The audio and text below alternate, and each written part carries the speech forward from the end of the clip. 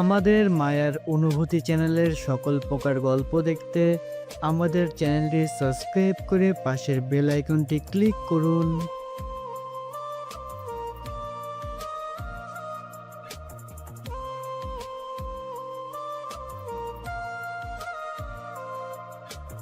আজ আমার বিয়ে।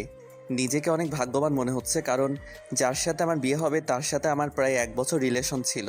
আর আজ আমাদের ভালোবাসা পূর্ণতা পেতে চলেছে। ও, আপনাদের তো আমার পরিচয় দেওয়া হয় নাই। আমি আদনান সামিরাজ, মা বাবার একমাত্র ছেলে। আর আজ আমার বিয়ে। আমার যার সাথে বিয়ে হবে তার নাম ঈশা। আমরা একে অপরকে অনেক ভালোবাসি। কিছুক্ষণ পরে আমার বাবা আমার রুমে আসলো আর বলল, রাজ, তুই এখনো রেডি হওয়া বাদ দিয়ে বসে আছিস কেন? তাড়াতাড়ি রেডি হয়ে নে, সবাই তো অপেক্ষা করতেছে তোর জন্য। আব্বু তুমি যাও, আমি 2 মিনিটের মধ্যে আসছি। তারপর আব্বু চলে গেল আর আমি রেডি হওয়ার জন্য ওয়াশরুমে গেলাম। কিছুক্ষণ পর রেডি হয়ে নিচে নামলাম। তখন আমার আম্মু আমার কাছে এসে বলল, বাহ, আমার ছেলেকে তো অনেক হ্যান্ডসাম লাগছে। থ্যাংক ইউ আম্মু। হয়েছে, এখন যাও, সবাই গাড়িতে অপেক্ষা করছে। আম্মু এখন আসি। আম্মুর কাছ থেকে বিদায় নিয়ে আমি গাড়িতে গিয়ে বসলাম। আর তখন আমার বন্ধুরা আমাকে নানানভাবে জ্বালাতে লাগলো। কিছুক্ষণ পরে আমি আমার শ্বশুরবাড়ি এসে পৌঁছালাম। শ্বশুরবাড়ির সবাই আমাকে অনেক আদরেই বরণ করে নিল। আমিও আমার বন্ধুরা সবাই বসে আছি। তখন আমার আব্বু আমার কাছে এসে বলল, রাজ, একটু এদিকে আয়, তোর সাথে আমার কিছু কথা। জি আব্বু বলো। ঈশা অন্য ছেলের সাথে পালিয়েছে। এই কথা শোনার পর মনে হলো যেন কেউ সজোরে আমার বুকে আঘাত করলো। তাও আমি নিজেকে সামলে নিয়ে বললাম, কি বলছে এগুলা? ঈশা আমার সাথে এমন করতে পারে না। আমারও প্রথমে তাই মনে হয়েছিল, তারপর এটা দেখার পর বিশ্বাস করতে বাধ্য হলাম। আমি বাবার হাত থেকে চিঠিটা নিয়ে পড়তে শুরু করলাম। সেখানে লেখা ছিল, প্রিয় রাজ, পারলে আমায় ক্ষমা করে দিও। তোমার সাথে রিলেশন চলাকালীন আমি আরেকজনকে ভালোবেসে ফেলি, আর সে বাংলাদেশের সবচেয়ে বড় কোম্পানি আর কোম্পানির ম্যানেজার, আর তুমি শুধু একজন সাধারণ কর্মচারী। তাই আমি অনেক ভেবে এই সিদ্ধান্তই নিয়েছি যে আমি তোমার সাথে না, মেহেদির সাথেই বিয়ে করব। তাই আমাকে মাফ করে দিও। ইতি ঈশা। আমি ঈশা চিঠিটা পড়ে হাসলাম আর ভাবতে থাকলাম যে মানুষ টাকার জন্য কত কিছুই না করতে পারে। ঠিক তখন এশার বাবা এসে আমার বাবাকে বলল, দেখুন, আমার মেয়ে যা করেছে তার জন্য আমরা অনেক লজ্জিত। তাই বলছিলাম, যদি আমার ছোট মেয়ে নিশিকে আপনার ছেলের সাথে যদি বিয়ে দিতেন। আমার ছেলেকে কি আপনার খেলনা মনে হয় যে যার তার সাথে ওর বিয়ে দিব? তখন আমি আমার বাবাকে বললাম যে আমি এই বিয়ে করতে রাজি, তাই যত তাড়াতাড়ি সম্ভব বিয়ের ব্যবস্থা করতে। এর কিছুক্ষণ পরে আমাদের বিয়ে হয়ে যায় আর আমার নতুন বউ নিয়ে বাসায় চলে আসি। বাসায় আসার পর আমি সোজা ছাদে চলে যাই আর ভাবতে থাকি আমার জীবনটা কেমন করে হঠাৎ করে বদলে গেল। কি হওয়ার ছিল আর কি হলো। না, এরকম করে চলা যাবে না। কিছুক্ষণ পরে দেখি আমার বাবা আমার পাশে দাঁড়িয়ে আছে আর আমাকে উদ্দেশ্য করে বলল, দেখ রাজ, যা হওয়ার তা হয়েই গেছে, এখন আর কিছু করার নাই। তাই বলছিলাম তুই এখন ঘরে যা। আব্বু যাব। তার আগে তোমার সাথে আমার কিছু কথা আছে। এতে অনুমতি নেওয়ার কি আছে? যা বলতে চাস বল। আব্বু, আমি সব কিছুর দায়িত্ব বুঝে নিতে চাই। তুমি সব কিছুর ব্যবস্থা করো। আমি 2 দিন পরে সব কিছু শুরু করব। ও, এই কথা? তুই কিছু চিন্তা করিস না, আমি সবকিছুর ব্যবস্থা করছি। এখন তুই রুমে যা, বৌমা সেই অনেকক্ষণ ধরে অপেক্ষা করছে। তারপর আমি আমার রুমের দিকে এগোতে থাকি আর রুমের দরজার কাছে দাঁড়িয়ে ভাবতে থাকি ঢুকবো কি ঢুকবো না। তারপর কিছু না ভেবে ঢুকে পড়ি। আর ঢুকা মাত্র আমার শালিকা মানে আমার নতুন বউ আমায় সালাম করে। তখন আমি তাকে বলি, দেখো নিশি, তুমি তো জানো আমাদের বিয়েটা কিভাবে হয়েছে, তাই আমি চাই আগে আমরা একে অপরকে ভালোভাবে জানবো, তারপর নতুন জীবন শুরু করব।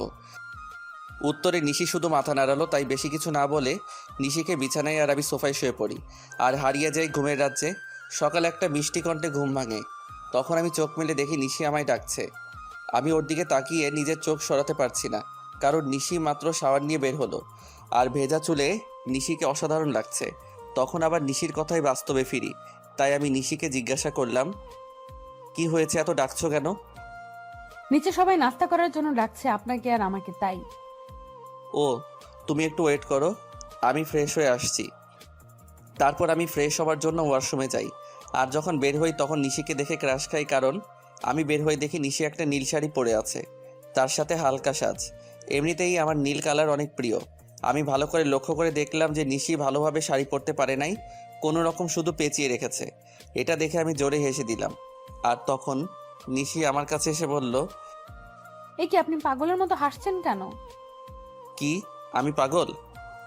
নয়তো কি, পাগল না হলে কেউ এমন করে হাসে? তোমার শাড়ি পরা দেখলে যে কেউ পাগল হয়ে যাবে, বলে আবার হাসতে শুরু করলাম। দেখুন, একদম হাসবেন না। আমি শাড়ি পরতে পারি না, তাই বলে এইভাবে হাসতে হবে? ঠিক আছে, আর হাসবো না। তার আগে তুমি আমার কাছে আসো, তোমায় ভালো করে শাড়ি পরিয়ে দেই। আপনি শাড়ি পরাতে পারেন? পারি, দাঁড়াও তোমাকে পরিয়ে দেই।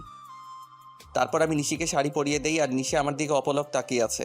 শাড়ি পরানো শেষে আমি নিশির দিকে তাকিয়ে ওর প্রেমে পড়ে যাই, কারণ শাড়িতে নিশিকে অপরূপ সুন্দর লাগছে, আর নিশি দেখতে ঈশার থেকে অনেক সুন্দর।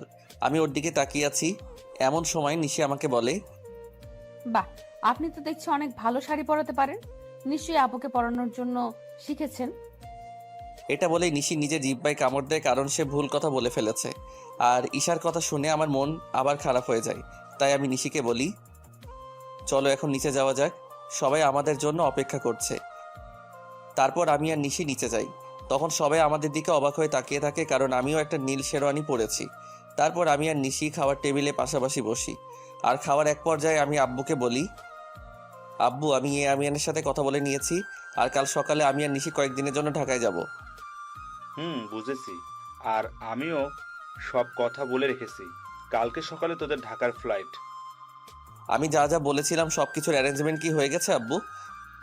না, সব হয় নাই, তবে আজকের মধ্যেই সব ব্যবস্থা হয়ে যাবে। তারপর আরও কিছু কথা বলে আমি আর নিশি রুমে চলে আসলাম। তখন নিশি আমায় জিজ্ঞাসা করলো যে আমরা কেন ঢাকায় যাব।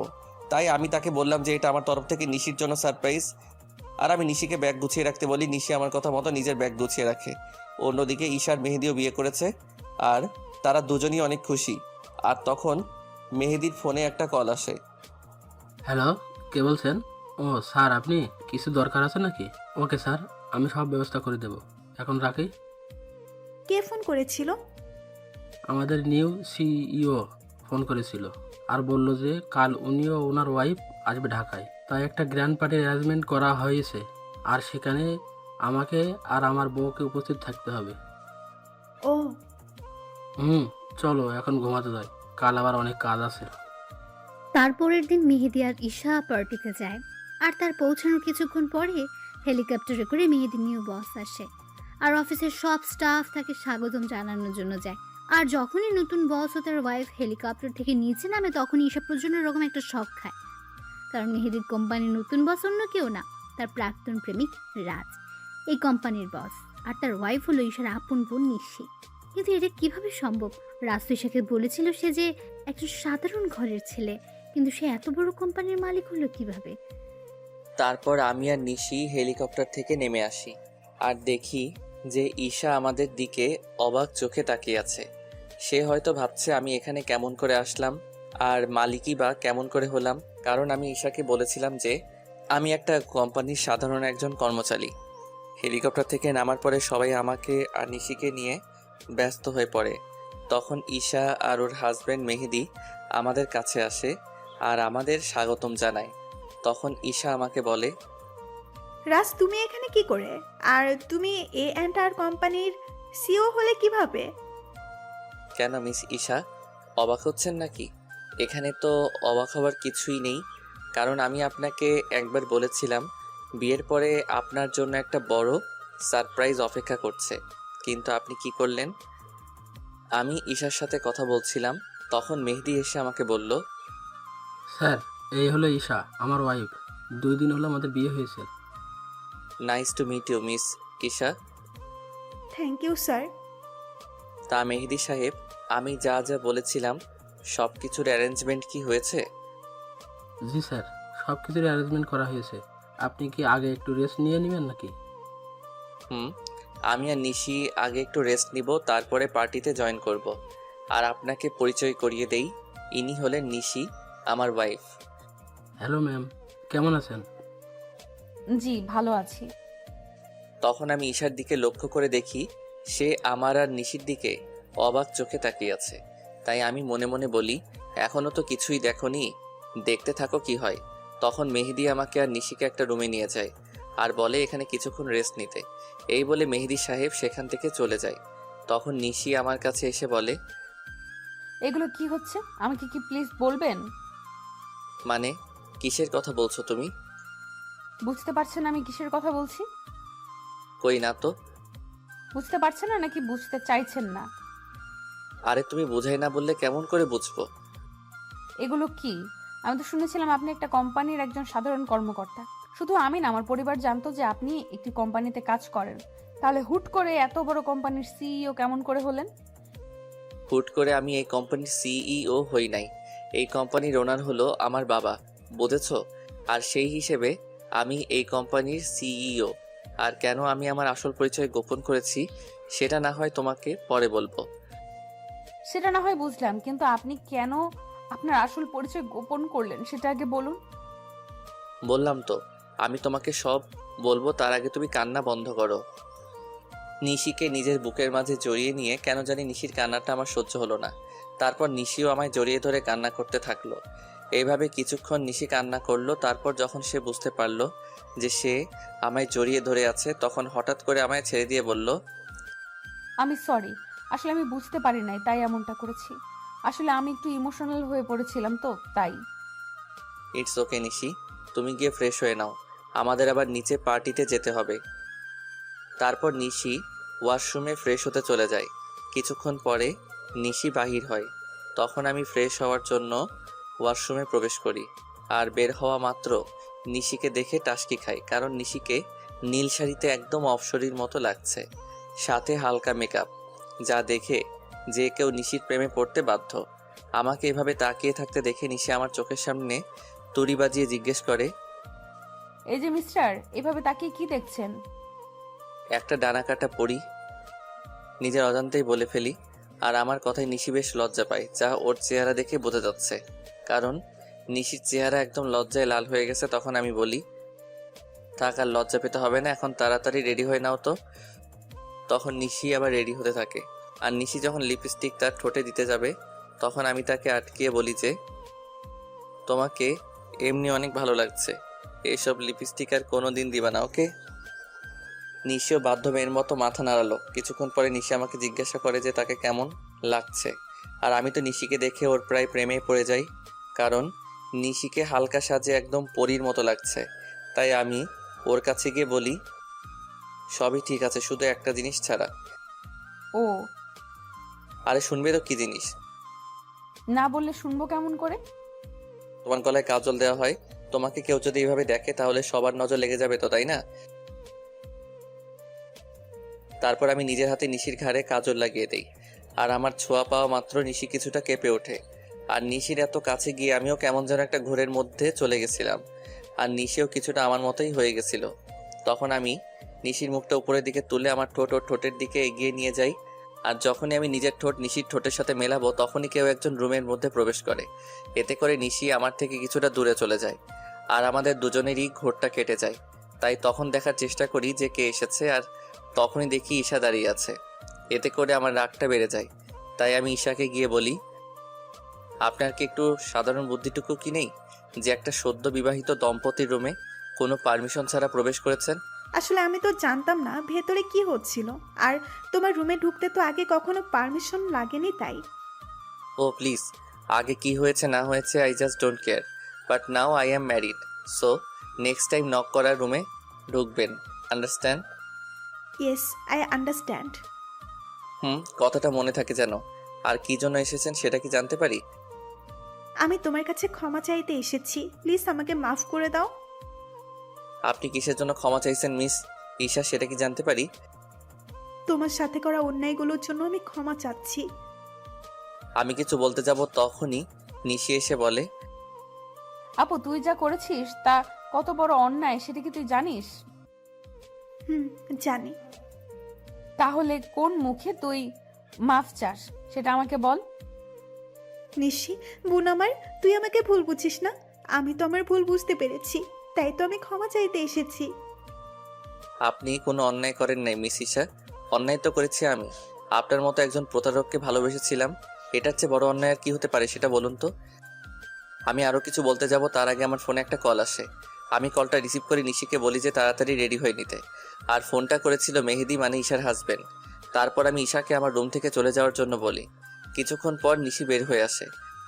আর আমি তো নিশিকে দেখে রীতিমতো টাসকে খেয়ে যাই, কারণ নেভি ব্লু শাড়িতে নিশি অসাধারণ লাগছে। তার সাথে হালকা মেকআপও করেছে। আমাকে এভাবে তাকিয়ে থাকতে দেখে নিশি আমাকে বলে, এই যে মিস্টার রাজ, এখানে দাঁড়িয়ে থাকবেন নাকি নিচেও যাবেন? যাব। আর তোমাকে কিন্তু অনেক কিউট লাগছে মিসেস রাজ।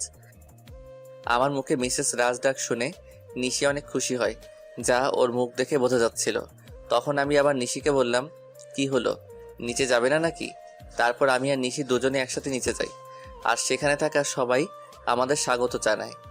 তারপর আমি নিশিকে একে একে সবার সাথে পরিচয় করিয়ে দেই। আর সবাই নিশিকে অনেক পছন্দ করে আর অনেক তারিফও করে।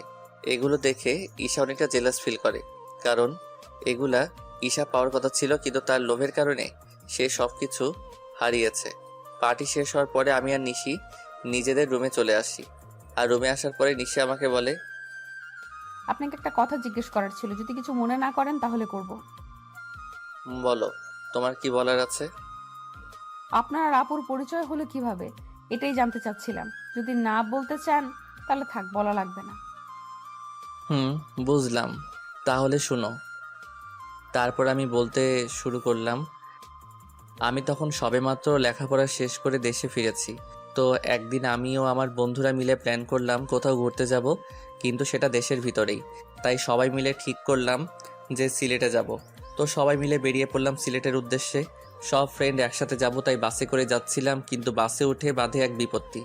আমার সব ফ্রেন্ডের সিট এক জায়গায় পড়েছিল আর আমার সিট পড়েছিল এক মেয়ের সাথে। তাই কিছু করার না থাকায় বাধ্য হয়ে সিটে বসে পড়ি। কিছুক্ষণ পরে যখন মেয়েটি আসে আমি তার দিকে তাকিয়ে রীতিমতো টাসকি খাই, কারণ এত সুন্দরী মেয়ে আমি এর আগে কখনো দেখি নাই। মেয়েটির পরনে ছিল একটা নেভি ব্লু লং 3 পিস, তার সাথে ম্যাচিং জুয়েলারি, সাথে হালকা সাজ। দেখে মনে হচ্ছিল জান্নাতের অপসরী। আমি তার দিকে এক ধ্যানে তাকিয়েছিলাম। আমার এইভাবে তাকানো দেখে মেয়েটি বলে ওঠে, এই যে মিস্টার, দেখা শেষ হইলে আমাকে বসার জায়গাটা দিন। মেয়েটির এমন কথায় আমি কিছুটা লজ্জা বোধ করি, তাই আর কিছু না বলে ওনাকে বসার জায়গাটা দিয়ে দেই।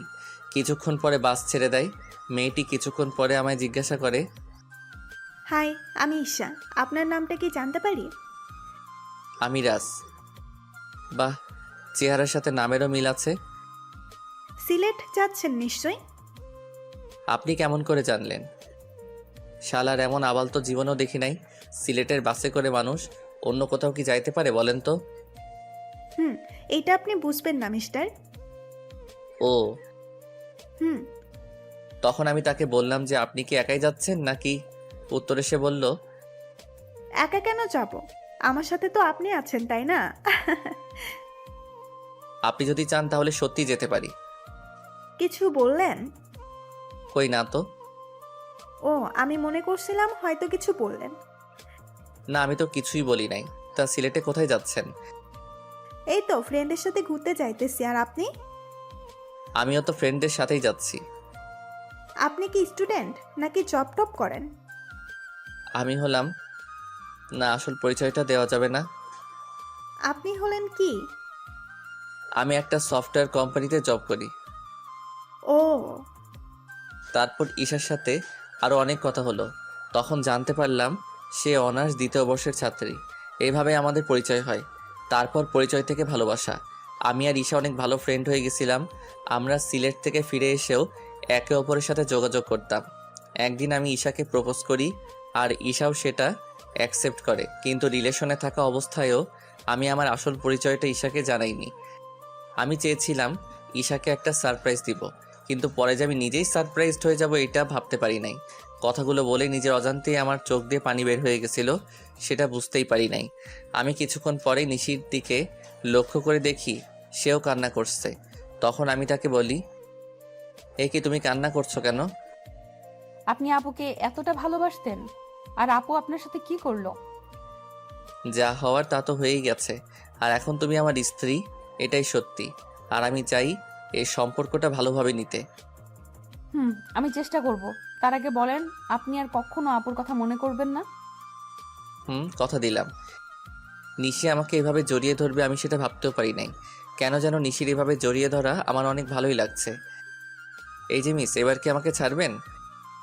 কথাটি বলা মাত্র নিশি আমাকে ছেড়ে দিল, আর নিশির মুখ একদম লজ্জায় লাল হয়ে আছে।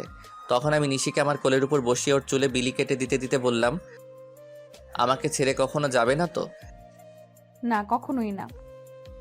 তারপর আমি নিশির কপালে আলতো করে একটা চুমু খেলাম, আর আমার ঠোঁটের ছোঁয়া পাওয়া মাত্র নিশি কেঁপে উঠল। এখন যাও, ফ্রেশ হয়ে আসো। আজ এমনিতেও অনেক ধকল গেছে। আগামীকাল থেকে আমরা নতুন জীবন শুরু করব। হুম। তারপর নিশি ফ্রেশ হয়ে আসে আর আমি নিশিকে জড়িয়ে ধরে শুয়ে পড়ি। এই কয়দিনে আমি নিশিকে অনেকটাই ভালোবেসে ফেলেছি। পরের দিন সকালবেলা নিশির আগে ঘুম ভেঙে যায়। আমি ঘুম থেকে উঠে যখন বসতে যাব তখন দেখি নিশি আমার বুকের মাঝে শুয়ে আছে। আর নিশির ঘুমন্ত চেহারাটা অনেক সুন্দর লাগছে। হয়তো সব মেয়েদের ঘুমন্ত চেহারা একরকম হয়, কিন্তু নিশির মতো কারো হয় না। তখন আমি খেয়াল করে দেখি নিশির মুখের উপর কিছুটা চুল এসে পড়েছে, যার কারণে তার ঘুমের সমস্যা হচ্ছে। তাই আমি নিশির মুখের উপর থেকে চুলগুলো সরিয়ে কানের সাথে গুজে দেই। তখনই আমার চোখ আটকে যায় নিশির গোলাপি ঠোঁটের উপর। আমি নিজের অজান্তেই নিশির ঠোঁটে চুমু দিয়ে বসি, আর তখনই নিশি জেগে যায়। আমাকে ওর এত কাছে দেখে নিশি কিছুটা ঘাবড়ে যায়, আর আমি ওকে কিস করেছি এটা বুঝতে পেরে নিশি লজ্জা পেয়ে আমার বুকের মাঝে মুখ লুকিয়ে ফেলে। তখন আমি নিশিকে বলি, এই কি হলো তোমার, আর এমন কেন করছো? আমার মনে হয় লজ্জা করে না। বাবা, এখন এত লজ্জা, তাহলে রাতে যা হবে তখন কি করবা? যা ফাজিল কোথাকার, মুখে কিচ্ছু আটকায় না। নিশি জানো, তোমার ঠোঁটের স্বাদ কিন্তু সেই রকম। যা দুষ্টু। এই বলে ওয়াশরুমে পালালো। আর আমি বসে বসে ভাবতে লাগলাম, পাগলিটা এই কয়দিনে আমাকে অনেক ভালোবেসে ফেলেছে, আর আমিও ওকে অনেক ভালোবেসে ফেলেছি। কিছুক্ষণ পরে নিশি ওয়াশরুম থেকে বাহির হলো, আর আমি ফ্রেশ হতে চলে গেলাম। আমি ফ্রেশ হয়ে এসে দেখি নিশি চুল মুছছে। তখন আমি নিশিকে পেছন থেকে জড়িয়ে ধরি, আর নিশির চুলের মধ্যে নাক ডুবিয়ে দিই। এতে নিশি কিছুটা কেঁপে ওঠে। আমি নিশির চুলের গন্ধে কোথায় যেন হারিয়ে গিয়েছিলাম। নিশির ডাকে আমার ঘোর ভাঙলো। নিশি আমাকে বলল, এই যে মিস্টার, অফিসে যাবেন না নাকি? এত সুন্দর বউ রেখে কিভাবে অফিস যাই বলো তো? তার চেয়ে বরং চলো তুমি আর আমি ঘুরতে যাই। সত্যি বলছেন? না, মিথ্যা বলছি। আমার কথা শুনে নিশির হাসি মাখা মুখ নিমিষে গায়েব হয়ে গেল। তখন আমি বললাম, থাকার ঢং করতে হবে না, তাড়াতাড়ি গিয়ে রেডি হয়ে আসুন। আপনি অনেক কিউট। বলে আমাকে কিস করে এক দৌড়ে পালালো। আমি তখন মনে মনে বললাম, পাগলি একটা। কিছুক্ষণ পরে নিশি নেভি ব্লু শাড়ি পরে বের হলো, আর সাথে হালকা সাজ। এতে নিশিকে আরো বেশি সুন্দরী লাগছিল। তারপর নিশি আমার কাছে এসে বলে, চলুন, আমি রেডি। চলো। তারপর আমি ম্যানেজারকে ফোন দিয়ে আসতে বলি। ম্যানেজার মানে ঈশার হাজব্যান্ড। কিছুক্ষণ পরে ঈশা ও তার হাজব্যান্ড আসে, আর আমাকে বলে, স্যার, আপনি যা যা বলেছিলেন সব রেডি। ধন্যবাদ মেহেদি সাহেব। আরে, এতে ধন্যবাদ দেওয়ার কি আছে? মেহেদি সাহেব, আমি আপনাকে একটা জিনিস আনতে বলেছিলাম, সেটা কি এনেছেন? হ্যাঁ স্যার, এনেছি, এই নিন। আমার দিকে একটা প্যাকেট এগিয়ে দিয়ে তখন আমি নিশিকে ডাকি আর জিজ্ঞাসা করি, এটা কেমন হয়েছে? আপনাদের তো বলতেই ভুলে গিয়েছি, ওই প্যাকেটের মধ্যে একটা নেকলেস ছিল, যেটা আমি নিশির জন্য আনতে বলেছিলাম। Wow, it's so gorgeous. এবার পড়ুন দেখি। এটা আমার জন্য। এবার পড়ুন তো। না, আমাকে পরিয়ে দিন। তো কি আর করার, সবার সামনে আমি নিশিকে নেকলেসটা পরিয়ে দিলাম। পরানোর পর ঈশার দিকে তাকিয়ে দেখি সে কেমন করে যেন তাকিয়ে আছে নিশির দিকে। হয়তো সে এটা ভাবছে যে যা ওর পাওয়ার কথা ছিল সেটা তার ছোট বোন পাইতেছে। তারপর আমি আর নিশি ঘুরতে বাহির হলাম। সারাদিন ঘোরাঘুরি করে যখন নদীর ধারে গিয়ে বসলাম, তখন নিশি বলল যে সে ফুচকা খাবে। অনেক বোঝানোর পরেও কোনো লাভ হইল না, তাই তাকে ফুচকা খেতে নিয়ে গেলাম। আর আমি নিশির ফুচকা খাওয়া দেখে অবাক না হয়ে পারলাম না। মেয়েরা এত ফুচকা কিভাবে খেতে পারে সেটা আল্লাহই ভালো জানে। প্রায় অনেক রাত হয়ে যায় বাসায় ফিরতে। তারপর বাসায় ফিরে আমি ওয়াশরুমে চলে যাই ফ্রেশ হতে। আমি বের হওয়ার পরে নিশি ঢোকে। কিছুক্ষণ পরে নিশি বাহির হয়। তখন আমি নিশিকে গিয়ে পেছন থেকে জড়িয়ে ধরি আর বলি, সকালে কি বলেছিলাম মনে আছে? নিশি উত্তরে শুধু মাথা নাড়ালো। তাহলে শুরু করা যাক। আমি কি নিষেধ করেছি নাকি? আমি নিশির সাই পেয়ে ওকে কোলে তুলে নেই আর বিছানায় গিয়ে রাখি। তারপর আমি নিশির গলায় আস্তে করে কয়েকটা কিস করি। এতে নিশির নিঃশ্বাস আস্তে আস্তে ঘন হতে থাকে। তারপর আমরা দুজন হারিয়ে যাই ভালোবাসার অতলে। আর কিছু কমনার লজ্জা লাগে। পরের দিন সকালে নিশির ডাকে আমার ঘুম ভাঙে। নিশি মাত্র গোসল করে এসেছে আর ওকে দেখতেও অসাধারণ লাগছে। তাই আমি নিশিকে একটানে আমার বুকের উপর নিয়ে আসি। তখন নিশি বলে, সারা রাত দুষ্টুমি করেও হয় নাই, এখন আবার শুরু করেছেন? তাড়াতাড়ি রেডি হয়ে অফিস যান। ওকে বাবা, আমি যাইতেছি, তার আগে একটা কিস দাও। একটা দিলে যাবেন? যাব। তারপর নিশি আমাকে একটা কিস দেয় আর আমিও উঠে ফ্রেশ হয়ে অফিসে চলে যাই। কিছুদিন পরে আমি আর নিশি আমাদের বাসায় চলে আসি আর সেখান থেকে অফিস শুরু করি। খুনসুটি ভালোবাসায় আমাদের দিন খুব ভালোই চলছিল। দেখতে দেখতে আমার আর নিশির বিয়ের 3 মাস পার হয়ে গেছে। আর এই 3টা মাসের মধ্যে নিশি একদিনও আমার বুকে মাথা না দিয়ে ঘুমায় না। এই 3 মাসে আমরা দুজন দুজনকে অনেক বেশি ভালোবেসে ফেলি। সকালে আমি অফিসের জন্য রেডি হচ্ছিলাম, তখন নিশি এসে আমাকে পেছন থেকে জড়িয়ে ধরে আর বলে, আজ অফিস থেকে একটু তাড়াতাড়ি আসবেন কেমন? আজ আপনার জন্য একটা সারপ্রাইজ আছে। কি সারপ্রাইজ গো বউ? এখন বলা যাবে না, আগে অফিস থেকে ফিরুন, তারপর বলবো। ওকে, এবার আমার কাছে আসো তো, তোমায় একটু আদর করে নেই। সব সময় দুষ্টুমি, তাই না? না গো বউ, তুমি জানো না, তোমায় আদর না করে গেলে আমার দিন ভালো যায় না। তাই এখন আর কোনো কথা না বলে আমার কাছে আসো। তারপর নিশি আমার কাছে আসলো আর আমি নিশির ঠোঁটজোড়া আমার দখলে নিয়ে নিলাম। প্রায় 5 মিনিট পরে ছাড়লাম। তারপর আমি নিশিকে বললাম, আমি এখন আসি। আপনি খুব স্বার্থপর। কেন গো, আমি আবার কি করলাম? আপনি তো ঠিকই আপনার ভাগের আদরটা নিলেন, আর আমার পাওনাটা না দিয়েই চলে যাচ্ছে। ও কি বোঝাতে চাইছে সেটা আমি বুঝতে পেরে আমি নিশিকে আমার কাছে ডাকি, কিন্তু সে আসবে না। মহারানী বলে, নিশি বাবু আমার কাছে আসো। আমি কোনো বাবু নই, আর নিশি রাগ করেছে, তাই কারোর সাথে কথা বলবে না। ও তাই? দেখি এবার নিশি কেমন করে রাগ করে থাকে। এই বলে নিশিকে আমার কাছে নিয়ে এসে ওর কপালে একটা ভালোবাসার পরশ এঁকে দেই আর নিশি আমাকে শক্ত করে জড়িয়ে ধরে। নিশি শোনা, এবার ছাড়ো, আমার তো অফিসে লেট হয়ে যাচ্ছে। আর একটু থাকি না। না বাবু, আবার পরে থেকো, আমি এখন অফিসে যাব যে। ওকে, সাবধানে যাবেন কিন্তু। যথাজ্ঞা মহারানী। যাও বৎস। বলেই হাসতে শুরু করলো। উফ, এই হাসিটার জন্য আমি সব করতে পারি। এই যে মিস্টার, এবার যান। বাই। তারপর আমি অফিসে চলে আসি, কিন্তু অফিসেও মন বসছে না। তাই নিশিকে ফোন দিলাম। অপরদিকে নিশি ভাবছে, আজ যখন ও জানতে পারবে যে ও বাবা হতে চলেছে, তখন কতই না খুশি হবে। আমার যে আর অপেক্ষা সহ্য হচ্ছে না, মন চাইছে ওকে এক্ষুনি গিয়ে বলে আসি। নিশি এগুলো ভাবছিল, এমন সময় ওর ফোনটা বেজে ওঠে আর নিশি ফোনের স্ক্রিনে তাকিয়ে দেখে আমি ফোন দিয়েছি। তাই সে তাড়াতাড়ি ফোনটা রিসিভ করে আর বলে, কি হলো বর, এত জলদি আমার কথা মনে পড়ে গেল? গো বউ, তোমার কথা তো সব সময় মনে পড়ে, কিন্তু কি করব বলো? কিছুই করতে হবে না, আপনি শুধু আজ তাড়াতাড়ি বাসায় আসবেন, তাহলেই হবে। আর এখন কাজ করেন তো। ওকে আমার সুইট বউ, এখন রাখি। ওকে মিস্টার বর, বাই। নিশির সাথে কথা বলার পর আমি কিছু জরুরি কাজ সেরে ফেলি আর দেখতে দেখতে বিকাল হয়ে যায়। তাই আমি বাসায় যাওয়ার জন্য রেডি হয়ে নেই। আর তখনই অফিসের পিয়ন এসে আমাকে একটা পার্সেল দিয়ে যায়। আর ওই পার্সেলটি খোলার পর আমার পায়ের তল থেকে মাটি সরে যায়। পার্সেলটিতে অনেকগুলো ছবি ছিল আর সবগুলো ছবি নিশি আর একটা ছেলের। ছবিতে নিশি ছেলেটার সাথে অনেক ঘনিষ্ঠ অবস্থায় আছে, যা দেখার পরে আমার চোখ দিয়ে অবাধ ধারায় পানি পড়ছে। শেষে কিনা নিশিও আমায় ধোকা দিল। আমি আর কিছু ভাবতে পারছিলাম না। তখনই নিশির ফোন আসে। অনিচ্ছা থাকা সত্ত্বেও আমি ফোনটা রিসিভ করি আর তখনই নিশি বলতে শুরু করলো, আপনি কখন বাসায় আসবেন? আজকে আপনার তাড়াতাড়ি আসার কথা, তাহলে এত লেট করছেন কেন? এখন আমি অনেক ব্যস্ত আছি, তাই আসতে লেট হবে। কিন্তু আপনি তো আমায় প্রমিস করেছিলেন যে আজ তাড়াতাড়ি বাসায় ফিরবেন। তুমি এত বেশি কথা বলছো কেন? বললাম না আমি ব্যস্ত আছি, তারপরও একই কথা বারবার বলে যাচ্ছ। অনেক রেগে আর জোরে কথাটা বললাম। এতে নিশি অনেকটাই ভয় পায়। অপর পাশ থেকে ফুপিয়ে কান্নার আওয়াজ আসছে। অন্য সময় হলে হয়তো আমি ওকে সান্ত্বনা দিতাম, কিন্তু এখন ওর কথা ভাবতেও আমার অসহ্য লাগছে। আচ্ছা ঠিক আছে, কিন্তু আরও কিছু বলতে যাবে তার আগে আমি ফোনটা কেটে দেই। ফোন রেখে আমি চেয়ারে বসে পড়ি আর তখনই আমার চোখ যায় ছবিগুলোর দিকে, কারণ ছবির অপর পাশে একটা নম্বর লেখা ছিল। তাই আমি ওই নম্বরে ফোন দেই আর ফোনটা রিসিভ করে একজন ছেলে। সে ফোনটি ধরে বলতে শুরু করে, আরে মিস্টার রাজ, এত তাড়াতাড়ি ফোন করলেন যে? কে আপনি? আর আমাকে কেমন করে চিনলেন? আমি কে সেটা না হয় দেখা করেই আপনাকে বলবো। আমি কোনো অচেনা লোকের সাথে দেখা করি না।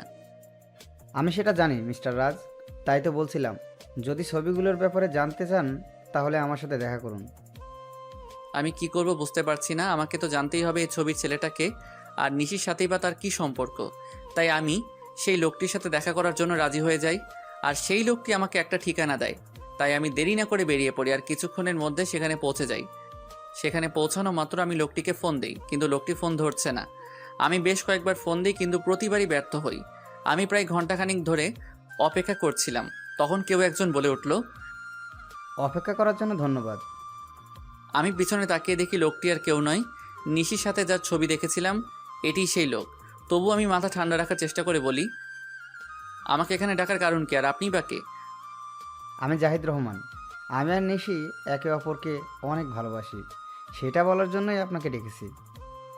লোকটির কথা শুনে আমার মাথা গরম হয়ে গেল, তাই আমি রাগের মাথায় লোকটিকে মারতে শুরু করলাম। একসময় আমি একাই থেমে যাই আর তাকে বলি, আপনি যেটা বলছেন সেটা সত্যি? এটা আমি কিভাবে বিলিভ করব? সেজন্যই তো আমি আপনাকে ছবিগুলো পাঠিয়েছি, আর এখন বিলিভ করা আর না করা সেটা আপনার ব্যাপার। আমি কি বলবো কিছু ভেবে পাচ্ছিলাম না, কারণ ছবিতে নিশি আর সাজিদকেই দেখা যাচ্ছে। তাই আর কথা না বাড়িয়ে লোকটিকে বললাম, নিশি যদি আপনাকে ভালোবাসে তাহলে সে আমাকে কেন বিয়ে করলো? বিয়েটা কিভাবে হয়েছে সেটা আপনি নিশ্চয়ই জানেন রাজ। তাহলে নিশি কেন 3 মাস আমার সাথে থাকলো? সেটার কারণ আছে, আর কারণটা হলো আপনার সম্পত্তি। আর আপনারা যেদিন ঢাকায় যান সেদিন আমার আর নিশির পালানোর কথা ছিল, কিন্তু যখন আমরা জানতে পারলাম যে আপনি একজন স্বনামধন্য ব্যবসায়ী, তখন আমি আর নিশি আপনার সম্পত্তি হাতিয়ে নেওয়ার প্ল্যান বানাই। লোকটির কথা শুনে আমার কষ্টের মাত্রাটা আরও বেড়ে গেল, কারণ প্রথমে টাকার জন্য ঈশা আমার সাথে বেইমানি করলো, আর এখন আমি যাকে সবচেয়ে বেশি ভালোবাসি সেও আমার সাথে। না, আর কিছু ভাবতে পারছি না। তাই আমি হোটেল থেকে বের হয়ে আসি, আর আমার উকিলকে ফোন দিয়ে ডিভোর্স পেপার তৈরি করতে বলি। তাই মাত্র 1 ঘন্টার মধ্যে উকিলের কাছ থেকে ফিরতে ফিরতে প্রায় রাত 1টা বেজে যায়। তাই আমি বাসার কাউকে বিরক্ত না করে আমার কাছে যে চাবি ছিল সেটা দিয়ে দরজা খুলে ভিতরে যাই, আর ভিতরে গিয়ে দেখি নিশি বসে বসে ফুপিয়ে ফুপিয়ে কান্না করছে।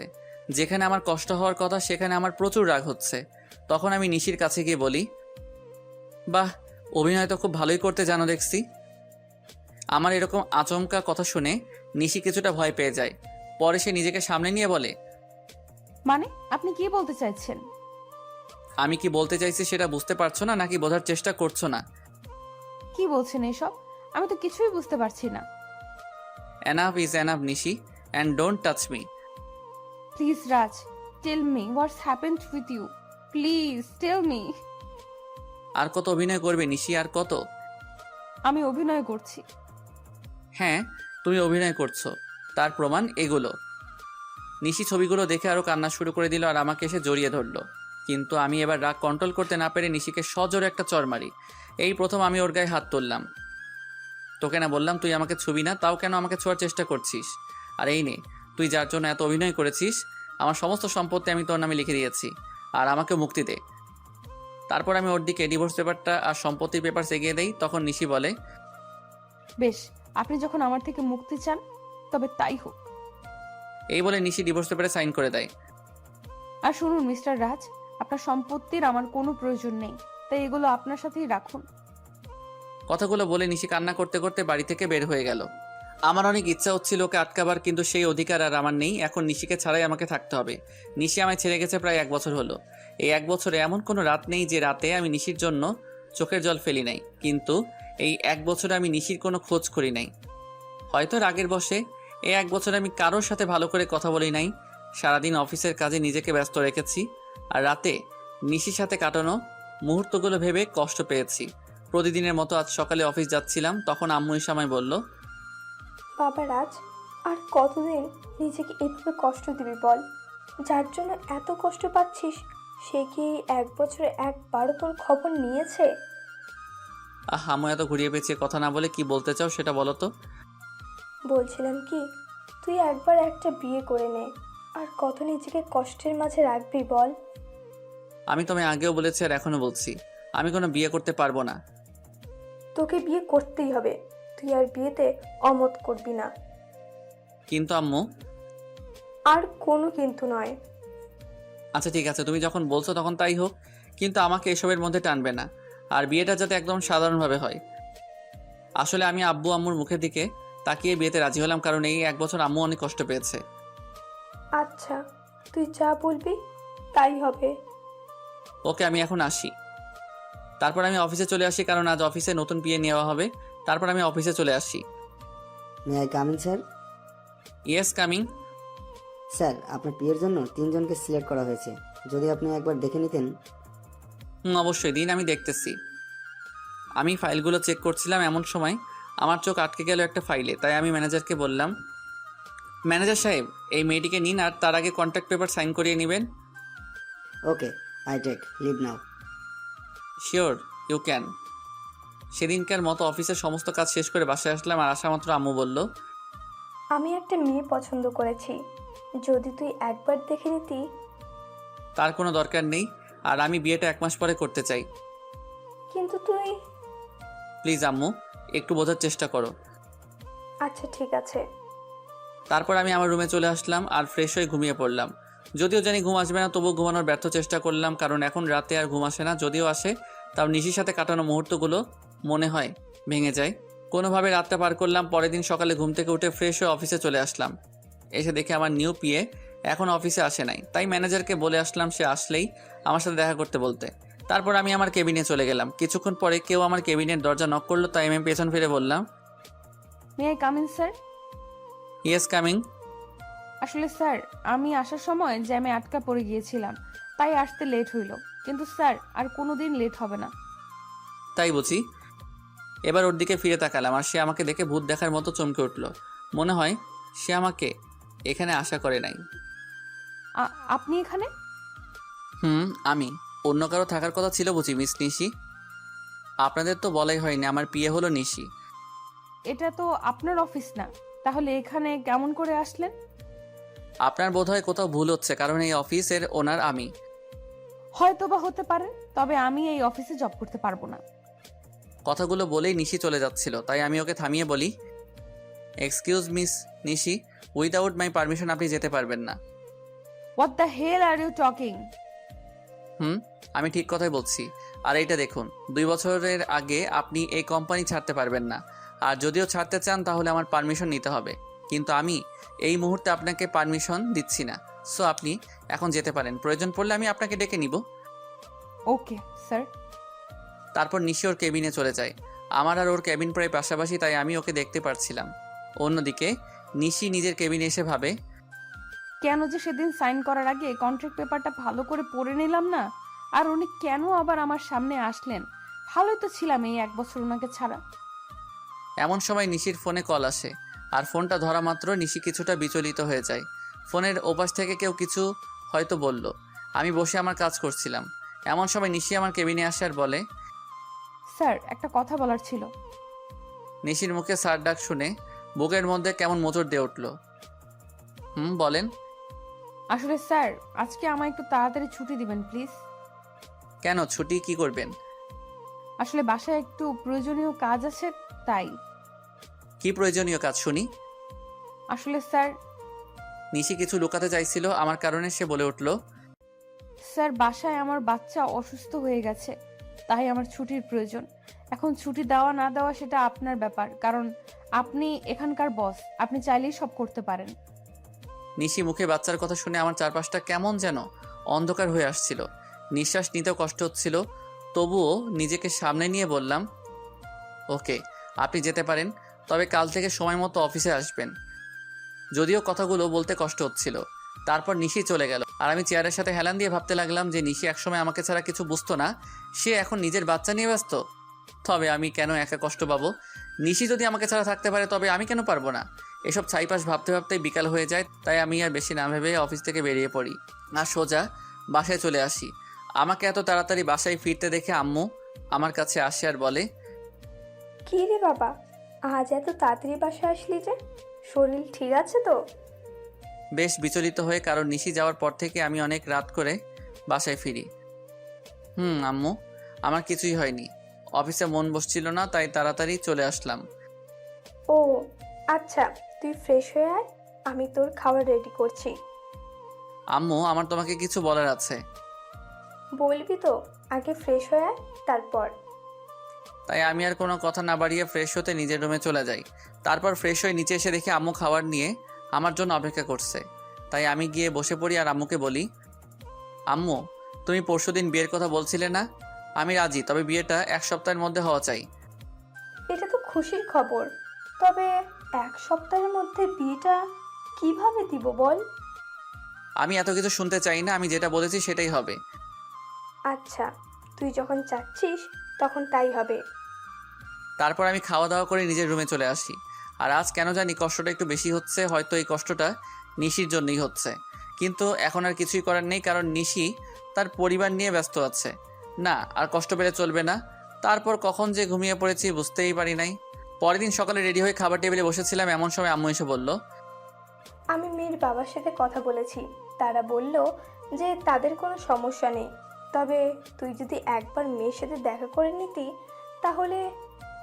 দেখো আম্মু, আমি তোমায় আগেও বলেছি যে এই বিয়েটা আমি শুধু তোমার কথাই করেছি, তাই আমাকে আর এর মধ্যে জড়িও না। আচ্ছা ঠিক আছে, তাহলে আজ থেকেই বিয়ের অ্যারেঞ্জমেন্ট শুরু করতে হবে, কারণ হাতে তো আর বেশি সময় নেই। তোমরা যা বুঝো তাই করো, আমি এখন অফিসে গেলাম। তারপর আমি অফিসে চলে আসি। অফিসে আসা মাত্র সবাই আমাকে কংগ্রেস জানাতে থাকে।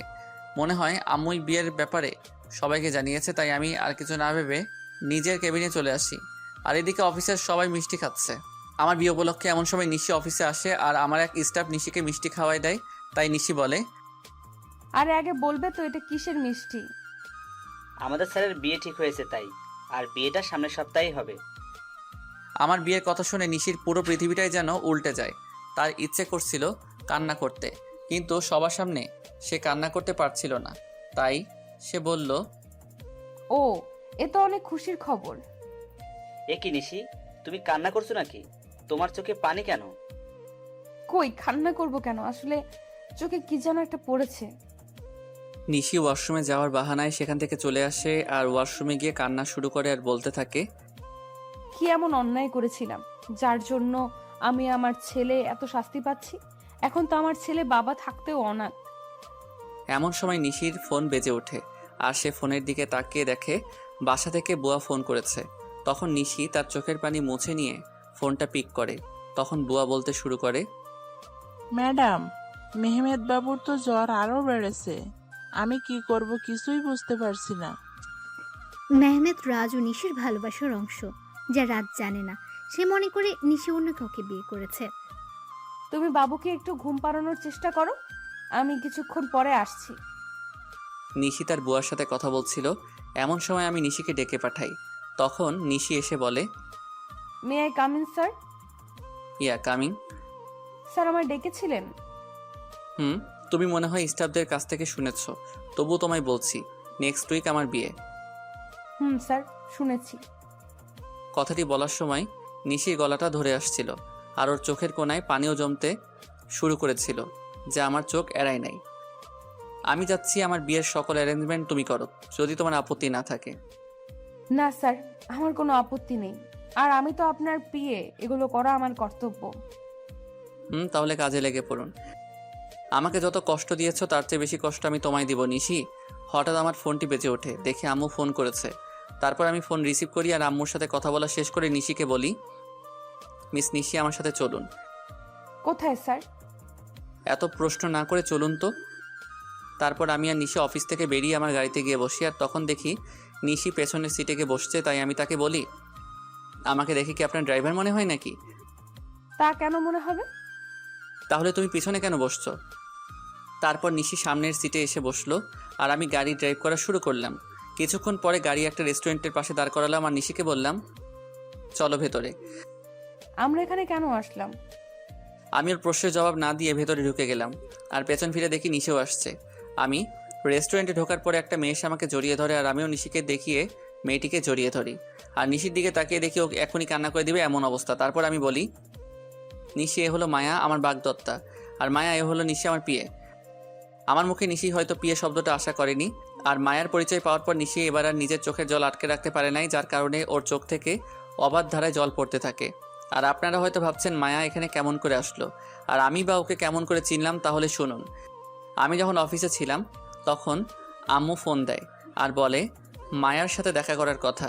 যদিও আমি প্রথম দিকে আম্মুকে নিষেধ করে দেই যে আমি মায়ার সাথে দেখা করব না, কিন্তু পরে আমার নিশির কথা মনে হয়, তার সাথে মনে হয় ওর ধোকা দেওয়ার কথা।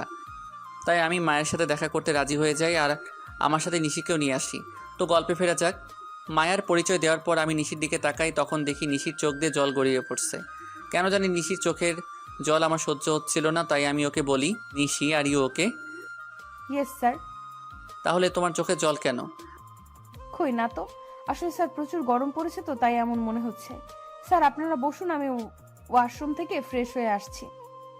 তারপর নিশি ওয়াশরুমে চলে যায়। ওয়াশরুমে গিয়ে নিশি জোরে কান্না করতে থাকে, কিন্তু তার এই কান্না দেখার কোনো মানুষ সেখানে উপস্থিত ছিল না, তাই হয়তো সে কান্না করতে পারছিল। নিশি কান্না জড়িত কণ্ঠে বলছিল, হে আল্লাহ, আমার সাথেই কেন এরকম হয়? ভালোই তো ছিলাম আমি ওকে ছাড়া, তবুও কেন ওকে আবার আমার জীবনে ফিরিয়ে আনলে? যখন আনলে তাহলে সে অন্য কারো হয়ে যাচ্ছে। আমি আর আমার বাচ্চা তো ভালোই ছিলাম ওকে ছাড়া, তবু কেন এমনটা হচ্ছে? আমার বাচ্চাকে কোনোদিন তার বাবার পরিচয় আর আদর পাবে না। কিন্তু নিশি কোনোভাবেই নিজের কান্না থামাতে পারে না। কিন্তু সে তার বাচ্চার কথা ভেবে নিজেকে শক্ত করে আর বোঝায় তার বাবুর জন্য হলেও নিজেকে শক্ত রাখতে হবে। প্রায় আধা ঘন্টা পরে নিশি ওয়াশরুম থেকে বের হলো, আর রাজ তার চেহারা দেখে রীতিমতো ভয় পেয়ে গেল, কারণ তার চোখগুলো লাল হয়ে আছে, তার সাথে ফুলেও গেছে। আর মানে নিশি এতক্ষণ কান্না করছিল, কিন্তু নিশির কান্না করার তো কোনো কারণ এখানে নেই। তবুও সে কেন কান্না করছিল আমি কিছুই বুঝতে পারছিলাম না। তখন নিশি আমাদের কাছে আসলো আর চেয়ারে বসে পড়লো, আর আমি রেস্টুরেন্টের একজন স্টাফকে ডেকে খাবার অর্ডার করলাম। কিছুক্ষণ পর খাবার আসলো। আমি নিশিকে দেখানোর জন্য মায়াকে নিজের সাথে খাইয়ে দিচ্ছিলাম, আর এটা দেখে নিশি আর ঠিক থাকতে পারলো না, তার চোখগুলো আবার জলে ভরে গিয়েছিল। তাই সে এগুলো আড়াল করার জন্য বলল, স্যার আমার এখন যেতে হবে, এমনি তো আমার অফিস টাইম শেষ হয়ে গেছে। তুমি তো কিছুই খেলে না, খাওয়া শেষ করে তারপর যাও। না স্যার, এখন আর খাইতে মন চাইছে না। ওকে তাহলে যাও, আর কাল থেকে আমার বিয়ের এঙ্গেজমেন্টের সকল কাজ শুরু করে দিও। যদি কারো সাহায্য প্রয়োজন হয় তাহলে আমাকে বইলো। ঠিক আছে স্যার, আমি এখন আসি।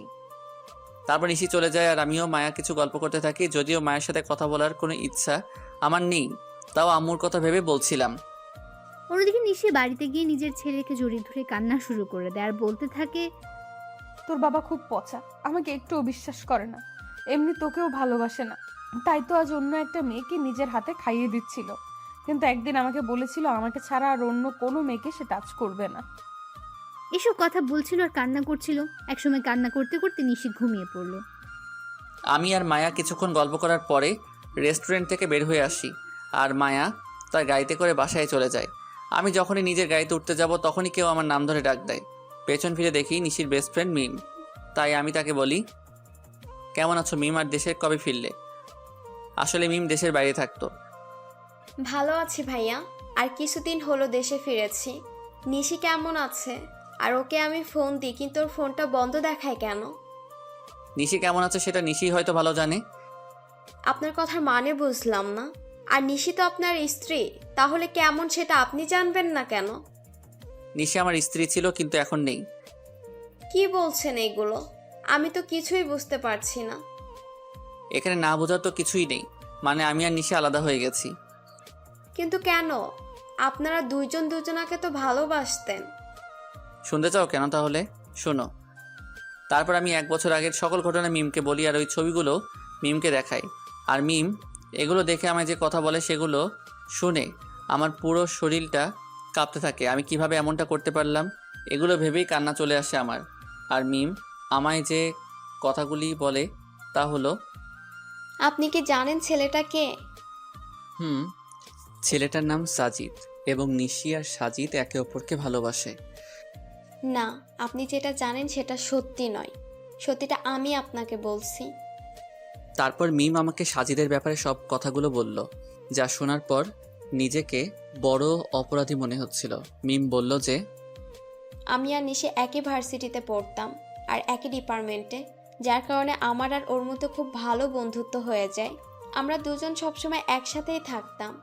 একদিন আমি আর নিশি ভার্সিটির ক্যাম্পাসে বসেছিলাম, তখন একটা ছেলে এসে নিশিকে প্রপোজ করে, কিন্তু নিশি তাকে না বলে দেয়। আমি এর কারণ জানতে চাইলে নিশি জবাবে বলে যে তার ভালোবাসা শুধু তার বরের জন্য। তাই আমি নিশিকে আর কিছু জিজ্ঞেস করি নাই। তারপর কি হলো? ওই ছেলেটির নামই ছিল সাজিদ, কিন্তু নিশি মানা করার পরেও সে নিশির পিছু ছাড়ে নাই।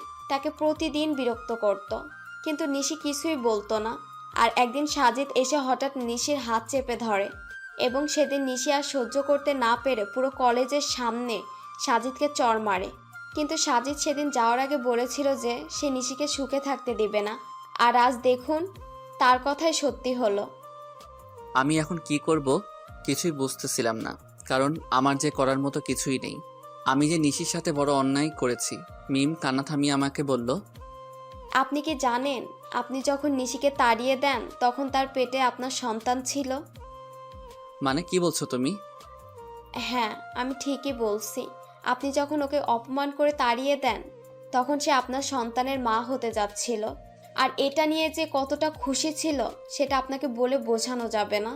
সে আপনাকে বলার আগে আমায় ফোন দিয়েছিল আর বলেছিল যখন সে আপনাকে এই কথাটি বলবে তখন আপনার রিয়াকশন কেমন হবে, এটা ভেবেই সে খুশি ছিল। কিন্তু আপনি কি করলেন? মিম আর কিছু বলতে পারলো না, তার আগেই কান্নায় ভেঙে পড়ল। মানে নিশির সন্তানের বাবা আমি, আর আমি তাকে কি না কি ভেবেছিলাম। আমিও প্রচুর কান্না করছিলাম। তখন মিম আমাকে বলল, এখন কান্না করে কি হবে? যা হওয়ার তা হয়ে গেছে, এখন আর এগুলো ভেবে কি করবেন? না, এখনো কিছু হয় নাই। তারপর আমি মিমকে নিশির কথা বললাম। সত্যি বলছেন? নিশি এখনো এই শহরেই থাকে? কিন্তু তোমাকে আমার জন্য একটা কাজ করতে হবে যাতে আমি আবার নিশিকে ফিরে পাই। কি করতে হবে আমায় বলুন। তারপর আমি মিমকে আমার প্ল্যান বলি আর সেও রাজি হয়ে যায়। তাই আমিও নিজের বাসায় চলে আসি। বাসায় আসার পর আম্মু আমাকে বলে, বাবা, মেয়েকে কি তোর পছন্দ হয়েছে? আম্মু আমি এই বিয়েটা করতে পারবো না। তুই কিন্তু আমায় কথা দিয়েছিস। আমি কেমন করে এই বিয়ে করব বলো? কেন করবি না শুনি? তারপর আমি নিশির কথা আর ওর আর আমার বাচ্চার কথা আম্মুকে বলি। তখন আম্মু কান্না শুরু করে দেয় আর বলে, আমার বৌমার নাতিকে কবে আনবি বাবা? খুব জলদি আনবো, তার আগে তোমার একটা কাজ করতে হবে। তারপর আমি আম্মুকে সবকিছু বুঝিয়ে উপরে চলে আসি। আমি রুমে এসে ভাবতে লাগি কিভাবে কি করব, নিশি কি আমায় ক্ষমা করবে নাকি করবে না। তখন আমার সাজিদের কথা মাথায় আসে। কেন সাজিদ এমনটা করলো সেটা তো আমার জানা দরকার। তাই আমি আমার ফ্রেন্ডদের ফোন দিই আর বলি এখনই আমার সাথে দেখা করতে, আর আমিও বেরিয়ে পড়ি। ইরে, এত জলদি দেখা করতে বললি, কোনো সমস্যা হয়েছে নাকি? বলছি, তার আগে রবি আর মিজানকে আসতে দে। কিছুক্ষণ পরে রবি আর মিজান চলে আসে আর আমি ওদেরকে মিমের বলা সকল কথা ওদেরকে খুলে বলি। সব শোনার পরে ওরা বলে, ভাবিকে রাজি করাতে পারবি বলে মনে হয় না। হয়তোবা, কিন্তু হাল ছাড়লে তো চলবে না। আর শোন, তোদের একটা কাজ করতে হবে। কি কাজ বল? সাজিদকে যেভাবেই হোক তোদের খুঁজে বার করতে হবে, আর এই নিয়ে সাজিদের ছবি। তারপর আমি ওদেরকে সাজিদের একটা ছবি দেই। ওকে, তোর কাজ হয়ে যাবে। তার আগে তুই ভাব, ভাবিকে কিভাবে ম্যানেজ করবি। ঠিক বলেছিস, কিছু তো একটা করতেই হবে। আচ্ছা তোরা এখন থাক, আমি একটা জায়গা থেকে আসতেছি। ওদের থেকে বিদায় নিয়ে আমি সোজা অফিসে চলে আসি। অবশ্য অফিসে আসার মূল উদ্দেশ্য হলো নিশির বাড়ির ঠিকানাটা নেওয়া, কারণ আমি ওর বাসার ঠিকানা জানি না। অফিসে আসার পরে আমি ম্যানেজারকে ফোন দিই আর অফিসে আসতে বলি। কিছুক্ষণ পরে ম্যানেজার অফিসে আসার বলে, স্যার, কোনো দরকারি কাজ আছে নাকি? না, তেমন কিছু দরকারি কাজ না, আমি শুধু নিশির বাসার ঠিকানা নেওয়ার জন্যই অফিসে এসেছি। ওকে স্যার, একটু ওয়েট করেন, আমি নিয়ে আসছি। তারপর ম্যানেজার আমাকে নিশির ঠিকানাটা দেয় আর আমি সেটা নিয়ে বেরিয়ে পড়ি। প্রায় আধা ঘন্টা ড্রাইভ করার পরে আমি নিশির বাসায় পৌঁছাই। দেন আমি ওর বাসায় কলিং বেলে চাপ দেই। কিছুক্ষণ পরে নিশি এসে দরজা খুলে দেয় আর আমি নিশিকে দেখেই হেসে ফেলি, কারণ সে সারা গায়ে ময়দা মেখে আছে। তখন নিশি বলে, এই আপনি পাগলের মতো হাসছেন কেন? আর এইখানে এবার কি করছেন? বারে, নিজের বউয়ের বাসায় আসতে আবার কারো পারমিশন লাগে নাকি? মানে কে আপনার বউ? আর এসব কি বলছেন? আমার সামনে যে দাঁড়িয়ে আছে সে আমার বউ, বুঝেছেন? আর দেখি সাইড দেন, আমি ভেতরে ঢুকবো। আইসে আমি কারো বউ? আর 1 বছর আগে আমার ডিভোর্স হয়ে গেছে। তো কি হয়েছে, আমি আবার বিয়ে করব? কথা বলতে বলতে বাড়ির ভিতরে ঢুকে যায় আর তখনই দেখি একটা ফুটফুটে বাবু শুয়ে আছে। হয়তো এটাই আমার বাবু হবে। ওকে দেখার সাথে সাথে আমার চোখ দিয়ে পানি বেরিয়ে আসে। কি করছেন কি আপনি? আমি এর কথার জবাব না দিয়ে বাচ্চার দিকে এগোতে থাকি, আর যখনই আমি বাচ্চাটিকে স্পর্শ করতে যাব তখনই নিশি আমাকে ধাক্কা দেয় আর বলে ওঠে, একদম আমার বাচ্চা ধরার চেষ্টা করবেন না, তাহলে কিন্তু আমার চেয়ে খারাপ আর কেউ হবে না। ও কি শুধুই তোমার বাচ্চা? ও শুধু আমার আর কারো না, তাই আপনি ওকে ছোঁয়ার চেষ্টাও করবেন না। প্লিজ নিশি, আমার বাচ্চাকে একটু কোলে নিতে দাও। আপনার বাচ্চা? হাসালেন মিস্টার রাজ? ও শুধু আমার বাবু, আর আমি ওর মা, আর আমিই ওর বাবা। নিশি প্লিজ। না, আমি ওকে কোনো অপরিচিত লোকের কাছে দিব না। তুমি কাকে অপরিচিত বলছো নিশি? তুমি জানো না আমি ওর কে হই? না, জানি না, আর জানতেও চাই না। তাই ভালোই ভালোই বলছি, এখান থেকে চলে যান, নয়তো আমার থেকে খারাপ আর কেউ হবে না। তুমি মানো নাকি না মানো, আমি ওর বাবাই, আর এটাই সত্যি। বাবা, তাই না? এই বাবার অর্থটার মানে আপনি জানেন? যে নিজের স্ত্রীকে বিলিভ না করে অন্য লোকের কথা শুনে নিজের অন্তঃসত্ত্বা স্ত্রীকে বাড়ি থেকে বাইর করে দেয়, তার কোনো বাবা হওয়ার যোগ্যতা নেই। বুঝেছেন আপনি? নিশি আমি মানছি আমি ভুল করেছি, তাই বলে কি তুমি আমাকে আমার বাচ্চা থেকে আলাদা করে দেবে? আপনি আর একবারও ওকে নিজের বাচ্চা বলবেন না। এই 1 বছর আমি ওর বাবা মা দুটোই ছিলাম, আর ভবিষ্যতেও থাকতে পারবো। প্লিজ নিশি আমাকে ক্ষমা করে দাও, এরকম ভুল আমি আর কোনোদিন করব না। এই বলে আমি ওকে নিজের বুকের মাঝে টেনে নেই। নিশি কিছুক্ষণ আমার বুকের মাঝে থেকে পরক্ষণে নিজেকে ছাড়িয়ে নেয় আর বলে, হো, বুঝেছি আপনি কেন এখানে এসেছেন। আপনি আমার শরীরটা ভোগ করতে চান, এই তো? এর আগেও একবার করেছিলেন, তাই না? ওকে, আমি নিজেই আমার সব বিলিয়ে দিচ্ছি, তবু আপনি আমার আর আমার সন্তানের মাঝে আসবেন না। বলেই নিজের শাড়ির আঁচল নিচে ফেলে দিল আর বলল, নিন, শুরু করুন। আমি এবার নিজের রাগকে কন্ট্রোল করতে না পেরে নিশির গালে জোরে একটা চড় মারি আর বলি, তুমি এমনটা ভাবলে কি করে নিশি? তুমি আজ পর্যন্ত এই চিনলে? ঠিক আছে, তুমি যখন বলছো তবে আমি তোমাদের জীবন থেকে অনেক দূরে চলে যাব। তার আগে প্লিজ একবার আমার ছেলেকে আমার কোলে দাও। নিশি কিছুক্ষণ কি যেন একটা ভাবলো, তারপর বলল, শুধু একবার, তার বেশি নয়। তারপর আমি আমার ছেলেকে কোলে তুলে নিলাম, আর ওকে কোলে নেওয়ার পর যেন মনে হলো পুরো পৃথিবীর সুখ আমার কোলের মাঝে আবদ্ধ হয়েছে। কিন্তু এটা বেশি সময় স্থায়ী হলো না। নিশি আমার কোল থেকে বাচ্চাকে কেড়ে নিয়ে বলল, এবার যান, আর কোনোদিন এখানে আসবেন না। আমি কিছু বললাম না, শুধু বললাম নিজেরও বাবুর খেয়াল রেখো। তারপর সেখান থেকে চলে আসলাম। নিশির বাসা থেকে বের হয়ে রাস্তায় আসলাম আর ভাবতে লাগলাম নিশি আমাকে এতটুকু বিশ্বাস করে না। ও কেমন করে ভাবতে পারলো যে আমি ওর শরীরকে, না, নিশির সামনে আমি আর কোনোদিন যাব না। নিশিও তো এটাই চাই। তবে তাই হোক। এমন সময় রবির ফোন আসে আর ও বলে, কিরে রাজ, কোথায় আছিস? তোকে সেই কখন থেকে ফোন দিয়ে যাচ্ছি। তুই আমার অফিসে এক্ষুনি আয়, আর সাথে করে একজন উকিলকেও নিয়ে আসিস। আমি না হয় আসবো, তবে উকিলকে কেন নিয়ে আসবো তাই তো বলবি। এত কথা না বলে তোকে যা বলছি তুই তাই কর। এই বলে আমি ফোন কেটে দেই আর নিজের অফিসে চলে আসি। কিছুক্ষণ পরে রবি আর উকিল আসে, তখন আমি বলি, উকিল সাহেব, আমি একটা উইল করতে চাই। বলুন, কিসের উইল করবেন? আমি এই কোম্পানির অর্ধেক আমার ছেলে আর বাকি অর্ধেক আমার স্ত্রীর নামে করে দিতে চাই, আর সেটা আজ রাতের মধ্যেই। কি বলছিস কি এসব? তোর মাথাটা কি ঠিক আছে? আমি ঠিক বলছি, আর আমার মাথাও ঠিক আছে। যেহেতু আমার আব্বুর আলাদা কোম্পানি আছে, তাই কোনো প্রবলেম নাই। ওকে, আপনি যখন বলছেন তখন তাই হোক। তারপর উকিল সাহেব সকল ফর্মালিটি পূরণ করে দেয়, আর আমি ম্যানেজারকে ফোন করে বলে দেই যে নিশি এখন থেকে এই কোম্পানির মালিক। তারপর আমি রবিকে বলি, রবি আমার জন্য যত তাড়াতাড়ি পারিস একটা লন্ডনের ফ্লাইটের টিকিট বুক করে দে, আর সেটা আজ রাতের মধ্যে হলেই ভালো হয়। মানে তুই লন্ডনের টিকিট কি করবি? আমি এদেশে আর থাকবো না, তাই লন্ডনে যাব। কিন্তু কোনো কিন্তু নয়, আর হ্যাঁ, কেউ যেন জানতে না পারে আমি কোথায় আছি। তুই কাউকে বলবি, এটা আমার কসম। ঠিক আছে। তারপর রবি একটা টিকিটের ব্যবস্থা করে দেয় আর আমাকে এয়ারপোর্টে থুতেও যায় আর বলে, ওখানে পৌঁছে আমাকে ফোন দিবি, আর আমার সাথে যোগাযোগ বন্ধ করবি না কিন্তু। করব। এবার আমি ওকে জড়িয়ে ধরে কান্না করতে থাকি। কিছুক্ষণ পরে আমার ফ্লাইট, তাই আমি প্লেনে গিয়ে বসি, আর প্লেনও টেক অফ করে।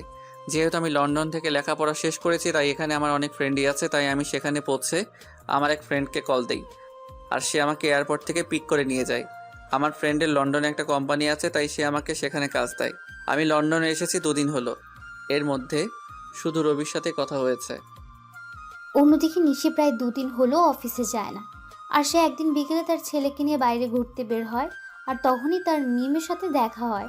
আর মিম নিশিকে দেখা মাত্র জড়িয়ে ধরে কান্না শুরু করে দেয়। এভাবে কিছুক্ষণ দুজন কান্না করতে থাকে। তারপর মিম নিশির কোলে বাবু দেখে বলল, এটাই বুঝি আমার পুস্কু? রে। দেখতে তো একেবারে ওর বাবার মতো হয়েছে। প্লিজ মিম, ওর নামটা আর বলবি না। কেন রে? তুই কিছুই জানিস না ও আমার সাথে কি করেছে। আমি সব জানি, রাজ ভাই আমাকে সব বলেছে। তারপর মিম নিশুকে সব সেদিনকার কথা খুলে বলল। সব কথা শুনে নিশিও কান্না শুরু করে দেয় আর বলে, আমি কিভাবে পারলাম ওর সাথে খারাপ ব্যবহার করতে? তাহলে কি সেদিন ও এই কথাটাই বলতে এসেছিল? তুই কি বলছিস? আমি কিছুই বুঝতে পারছি না। কাইন্ডলি একটু পরিষ্কার করে বলবি যে কার সাথে খারাপ ব্যবহার করেছিস? বলছি।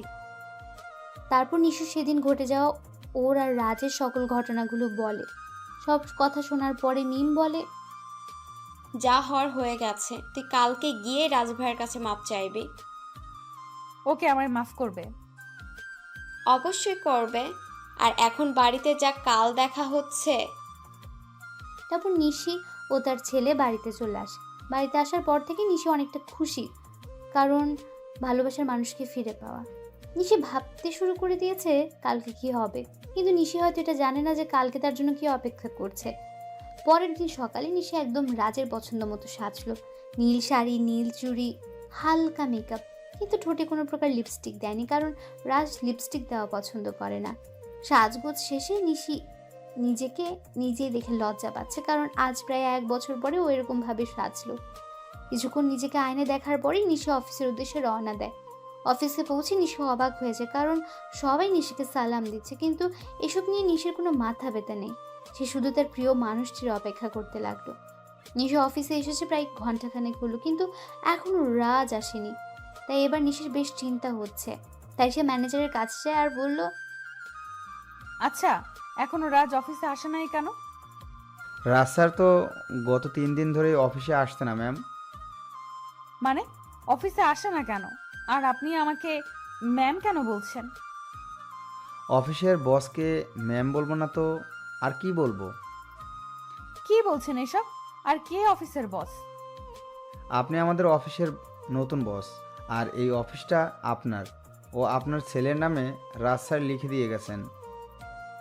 মানে লিখে দিয়ে গেছে? কোথায় গেছে উনি? সেটা তো আমি জানি না, আর গত 3 দিন ধরে ওনার ফোনটাও বন্ধ দেখাচ্ছে। কি বলছেন এগুলো? ওনার ফোন বন্ধ দেখাচ্ছে মানে? আমি ঠিক বলছি। তারপর ম্যানেজার চলে গেল। ম্যানেজারের কথা শুনে নিশি ধপাস করে চেয়ারে বসে পড়লো আর ভাবতে লাগলো, তাহলে কে আবার রাজকে হারিয়ে ফেললো? না, এ হতে পারে না, রাজকে কিছুতেই হারাতে দেবে না সে। তারপর নিশি অফিস থেকে বের হয়ে গেল আর ওর বাসায় চলে গেল। বাসায় গিয়ে নিজের ছেলেকে নিয়ে রাজের বাসায় চলে আসলো। আর যেহেতু রাজের মা জানে যে নিশি আর রাজ একটা ছেলে আছে তাদের, তাই তিনি নিশিকে দেখা মাত্র কাছে টেনে নেন আর বললেন, কোথায় ছিলি মা এতদিন? আমাদের কথা কি একবারও মনে পড়েনি? মা, মনে তো অনেক পড়েছে, কিন্তু আসার অধিকারটা ছিল না। হয়েছে, আর বলতে হবে না। আর এটাই কি আমার দাদু ভাই? আম্মু। তারপর সবাই মেহমতকে নিয়ে ব্যস্ত হয়ে পড়লো। কিছুক্ষণ পর নিশি বলে, আম্মু, তোমার ছেলে কই গো? ও আমাকে অনেক জ্বালিয়েছে, আজ তার বদলা নেব। মানে রাজ তোর সাথে আসেনি? সে তো বলেছিল তোকে নিয়ে বাসায় আসবে, তাই আমি ওকে কোনো ফোন দিইনি। ও 3 দিন ধরে আমার সাথে দেখাই করে নাই, আর অফিসেও যায় নাই, তাই আমি মনে করলাম যে ও বাসায় আছে। এখন রাজের আম্মু কান্না করছে। তারা সবাই ভাবছে যে রাজ কোথায় গেল। অন্যদিকে রাজ লন্ডনে গিয়ে তার বন্ধুর বাসায় উঠেছে, আর আজ তার অফিসের প্রথম দিন, তাই সে অফিসের জন্য তৈরি হয়ে বের হবে। তারপর রাজ আর ইব্রাহিম, রাজের বন্ধু, অফিসের উদ্দেশ্যে রওনা দেয়। অফিসে পৌঁছে রাজ অবাক না হয়ে পারল না, কারণ আমাদের অফিসের বস হলো নীলা। সে আমাকে দেখা মাত্র আমায় এসে জড়িয়ে ধরে আর বলে, আরে রাজ, কেমন আছো তুমি? আলহামদুলিল্লাহ, ভালোই আছি। তুমি কেমন আছো? ভালো ছিলাম না, কিন্তু এখন থাকবো। মানে তুমি কি বললে বুঝতে পারলাম না। আমি বললাম যে আমিও ভালো আছি। তা আঙ্কেল আন্টি কেমন আছে? তারাও ভালোই আছে, যদিও আমি জানি না যে তারা কেমন আছে। তা কি মনে করে তোমাদের কোম্পানি ছেড়ে এখানে জয়েন করলে? এমনি গো, তেমন কিছু না। ওকে রাজ, তোমার সাথে পরে কথা হবে, এখন একটা মিটিং আছে তাই যেতে হবে। বাই। তারপর নীলা চলে গেল। এখন আপনারা হয়তো ভাবছেন নীলাকে আর আমি বা নীলাকে কেমন করে চিনি, তাই তো? তাহলে শুনুন, নীলা, আমি আর ইব্রাহিম একই সাথে পড়তাম, তাই আমি আর ওকে চিনি। আর আমি নীলাকে সবসময় নিজের বন্ধুই ভাবতাম, কিন্তু একদিন নীলা আমাকে এসে প্রপোজ করে, কিন্তু আমি এসব পছন্দ করতাম না, তাই আমি ওকে নিষেধ করে দেই। কিন্তু নীলা আমায় প্রতিদিন প্রপোজ করতে থাকে, তাই আমি তাকে বলি নেক্সট টাইম যদি সে আমায় প্রপোজ করে তাহলে আমি ওর সাথে আর বন্ধুত্ব রাখতে পারবো না। তাই সেদিনের পর থেকে নীলা আমায় আর প্রপোজ করে নাই। এর মধ্যে আমার লেখাপড়া শেষ হয়ে যায়। তারপর আমি দেশে ফিরে আসি, আর বাকিটুকু তো আপনারা জানেন। নীলা যাওয়ার পরে আমি ইব্রাহিমকে বলি, কিরে, এটা তো তোর কোম্পানি, তাহলে নীলা এখানকার বস কিভাবে? এটা আমার কোম্পানি, কিন্তু এর মালিক আমরা দুজন, আমি আর নীলা। তো তুই আমাকে আগে বলতে পারলি না যে এখানে নীলাও আছে? তাহলে আসছি না, তাই তো? এর জন্যই তো নীলার কথা আমি তোকে আগে বলি নাই। বেশ করেছিস। এখন এখান থেকে দূর হ, আমার কাজ আছে। তারপর আমি কাজ করতে শুরু করলাম। বিকালের আগে আমার সব কাজ শেষ হয়ে যায়, তাই আমি একটু অফিসের চারপাশটা ভালো করে ঘুরে দেখছিলাম। তখন পেছন থেকে কেউ আমার কাঁধে হাত রাখে। আমি তখন পেছনে ফিরে দেখি নীলা দাঁড়িয়ে আছে। এখানে দাঁড়িয়ে কি করছো রাজ? কিছু না, শুধু চারপাশের প্রকৃতি দেখছিলাম। ওহ, চলো আজ আমি আর তুমি দুজন একসাথে ডিনার করব। তা কি করে হয় বলো? সব হয়। বলে এক প্রকার জোর করে গাড়িতে বসিয়ে দেয়। কিছুক্ষণ পর নীলা গাড়ি একটা রেস্টুরেন্টের সামনে দাঁড় করায়, আর আমরা সেখানে ডিনার শেষ করি। ডিনার করার সময় আমাদের অনেক কথাই হয়। তারপর নীলাই আমাকে বাড়িতে পৌঁছে দেয়।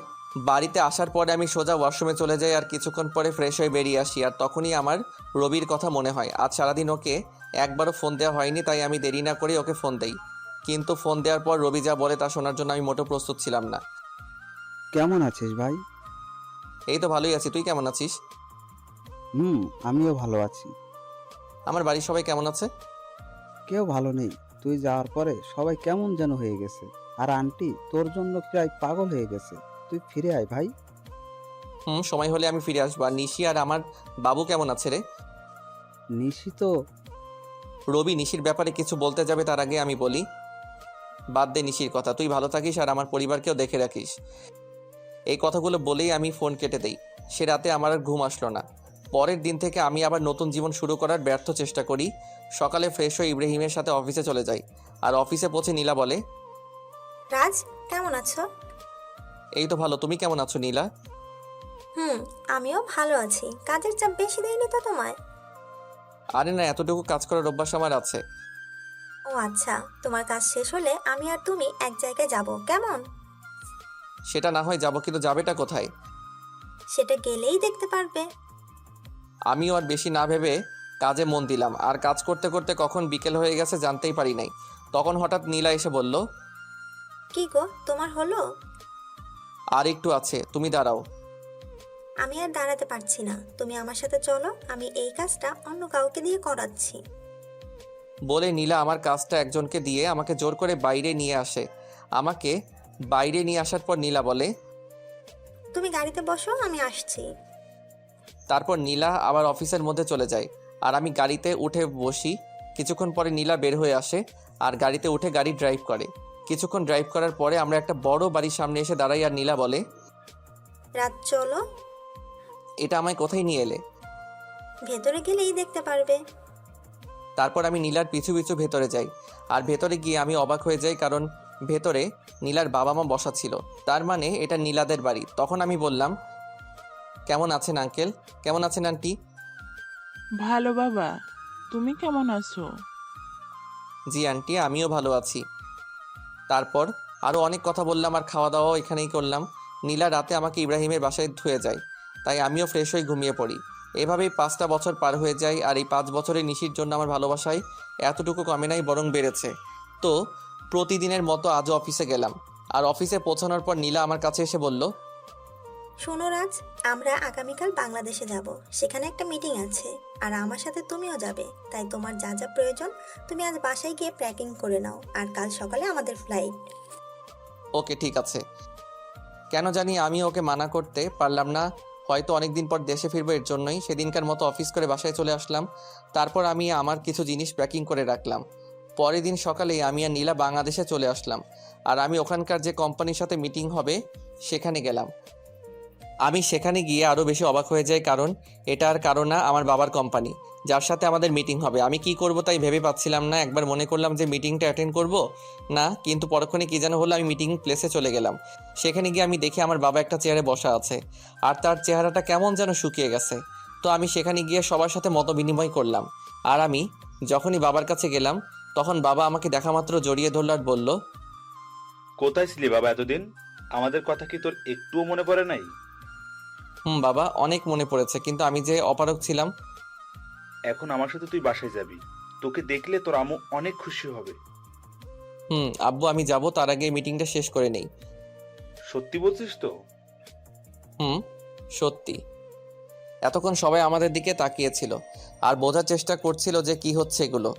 এমনি নীলাও অবাক হয়ে গিয়েছে, কারণ সেও আমার বাবাকে চিনে না। তাই সে আমার কাছে এসে বলল, তুমি বিজনেসম্যান নাজমুল সাহেবের ছেলে? তুমি এত বড় বিজনেসম্যানের ছেলে হয়ে আমাদের কোম্পানিতে একজন সাধারণ স্টাফ হয়ে কাজ কেন করছিলে? এর একটা কারণ আছে যেটা তুমি জানো না। কি কারণ আছে রাজ? মিটিং শেষ হোক, তারপর না হয় বলি। ওকে ঠিক আছে। নীলার অবাক হওয়াই স্বাভাবিক, কারণ এই 5 বছরে আমি নীলাকে একবারের জন্য আমার আসল পরিচয়টা বলি নাই, যদিও সে জানতো আমাদের একটা কোম্পানি আছে। তারপর আমরা মিটিং শেষ করে বাহির হলাম, আর তখনই আমার চোখ গেল একটা বাচ্চার উপর। বয়স আর কত হবে, 5-6 বছর হয়তো, কিন্তু ওকে দেখে মনে হচ্ছে কতদিনের না চেনা। তাই আমি ওর কাছে যাই আর বলি, বাবা তোমার নাম কি?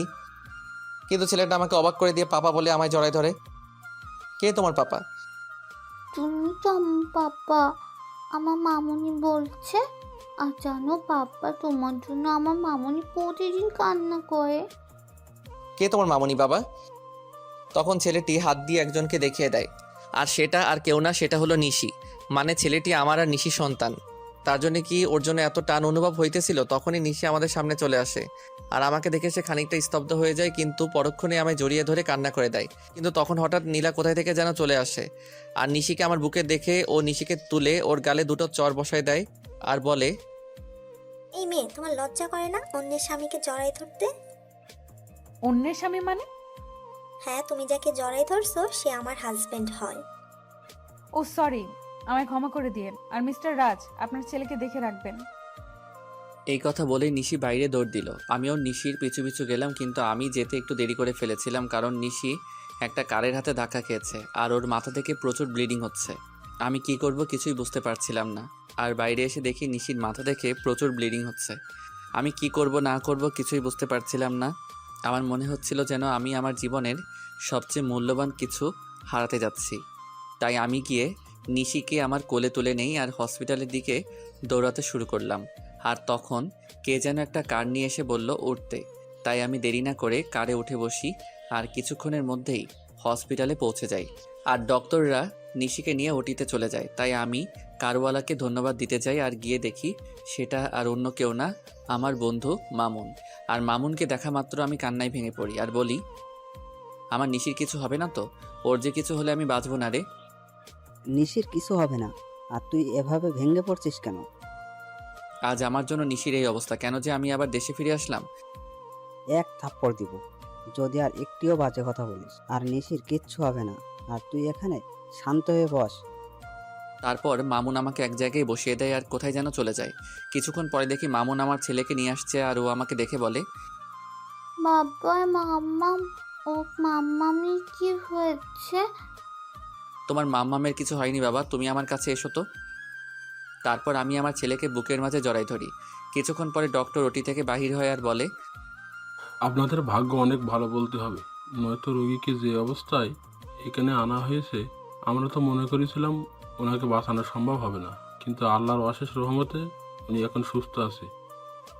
আপনাকে অনেক ধন্যবাদ ডক্টর সাহেব, আমার নিশিকে ফিরিয়ে দেওয়ার জন্য। আরে এটা তো আমাদের কর্তব্য। আমি কি ওর সাথে দেখা করতে পারি? না, আপনি 6 ঘন্টা পরে ওনার সঙ্গে দেখা করতে পারবেন, আর তাছাড়া ওনার এখন সেন্স নেই। ওকে ডক্টর। ডক্টরের সাথে কথা শেষ করে এসে আমি আমার ছেলের কাছে বসি। আমি আর আমার ছেলে বসে আছি, তখন কেউ পেছন থেকে আমার নাম ধরে ডাক দেয়। তাই আমি পেছনে তাকাই কে ডাকছে দেখার জন্য। তখন দেখতে পাই আব্বু আর আম্মু দাঁড়ায় আছে। আর আম্মু আমাকে দেখে আর স্থির থাকতে পারলো না, আমার কাছে এসে কান্না শুরু করে দিল আর বলল, কোথায় ছিলি বাবা এতদিন? আমাদের কথা কি তোর একটুও মনে পড়ে না? আম্মু, মনে তো সবসময় পড়তো, কিন্তু আসার উপায় ছিল না। আর এই যে দেখো আমি এসে গেছি, আর কোথাও যাব না। সত্যি তো? সত্যি। তখন একজন নার্স এসে খবর দিল যে নিশির সেন্স ফিরেছে। তাই আমি আর দেরি না করে নিশির কেবিনে ঢুকে গেলাম। আমার পিছু পিছু বাকি সবাইও চলে এসেছে, কিন্তু নিশি আমাকে দেখে তার মুখটা অন্যদিকে ঘুরিয়ে নিল। সবাই নিশির সাথে কথা বলছে, আর নিশি সেগুলোর উত্তর শুধু হ্যাঁ অথবা নাতে দিচ্ছে, কিন্তু সে আমার দিকে একবারও তাকাচ্ছে না। এতে আমার অনেকটাই খারাপ লাগে। তাই আমি সবাইকে বলি, আমি আর নিশিকে একা কথা বলতে চাই, তাই প্লিজ সবাই যদি একটু বাইরে যেতে। অবশ্যই। তারপর সবাই বাইরে চলে যায়, আর আমি নিশির পাশে গিয়ে বসি, আর ওর হাত আমার হাতের মুঠোর মধ্যে নেই, আর বলি, নিশি আমি সরি। কথা বলবেন আমার সাথে? ঠিক আছে, তাহলে আমি চলে যাচ্ছি। আমি যখন উঠতে যাব তখন নিশি আমার হাতটা ধরে ফেলে, আর আমি ওর দিকে তাকিয়ে দেখেও কান্না করছে। আরে পাগলি, কান্না করছো কেন? খুব খারাপ, শুধু আমায় কষ্ট দেন। বুঝলাম মনের ভিতর অনেক অভিমান জমা হয়ে আছে। গো, আমি খুব খারাপ, আর আমি ওয়াদা করছি আজকের পর থেকে তোমায় আর কখনো কষ্ট দিব না। এইভাবে বললে আমি বিলিভ করব না। তাহলে কিভাবে বলবো? কান ধরে বলেন। ওকে শোনাবো, এই তো কান ধরলাম। ওই ফাজিল, আমি কি আমার কান ধরতে বলেছি নাকি? তো কি হলো? আর ছেড়ে যাবে না তো? কখনো না। পাগলিটাও আমার বুকের মধ্যে মিশে গেল। ঠিক তখনই নীলা কেবিনে আসলো, আর নিশি নীলাকে দেখা মাত্র আমাকে আরো শক্ত করে জড়িয়ে ধরলো। ওর মতে ও যদি আমায় ছেড়ে দিলেই হারিয়ে যাব। ভয় পেও না নিশি, আমি তো শুধু ক্ষমা চাইতে এসেছি। আসলে আমি জানতাম না যে রাজ তোমার কে হয়, তাই ওই কথাগুলো বলে ফেলেছিলাম। It's okay. Thank you Nishi, and goodbye. বলে নীলা চলে যায়। তখন আমি নিশিকে বলি, বাবু তুমি এখন রেস্ট নাও, তুমি এখন অনেকটাই উইক। তারপর নিশি আমার হাতটা ধরেই বাচ্চাদের মতো ঘুমিয়ে পড়ে। প্রায় 15 দিন পর নিশিকে রিলিজ দেওয়া হয়, আর নিশির পুরোপুরি সুস্থ হতে প্রায় 1 মাস সময় লাগে। আর এই 1 মাস কেটেছে নিশির সাথে দুষ্টমি করতে করতে। একদিন রাতে আমি আর নিশি ছাদে বসেছিলাম, তখন নিশির কি যেন মনে হলো, আর সে আমার কোলের উপরে উঠে এসে বসলো, আর আমার গাল জড়ায় ধরে বলল, আমার একটা ফুটফুটে মেয়ে চাই, দিবেন? দিব। ও আমি ওর ঘাড়ে আমার নাক ডুবিয়ে গন্ধ নিচ্ছি, আর কথাগুলো বলছিলাম, কেমন যেন নেশা ধরানো গন্ধ। তখন নিশি হঠাৎ করে ওর দুহাত দিয়ে আমার মাথা উঁচু করে ওর ঠোঁট আর আমার ঠোঁট এক করে দেয়, আর পাগলের মতো চুষতে থাকে। নিশির এমন কাজ দেখে আমি খানিকটা অবাক হলেও পরক্ষণেই নিজেকে সামলে নেই, আর ওর কোমরটা জড়িয়ে ধরে নিজের দিকে টেনে আনি, আর ওর ঠোঁট চুষতে থাকি।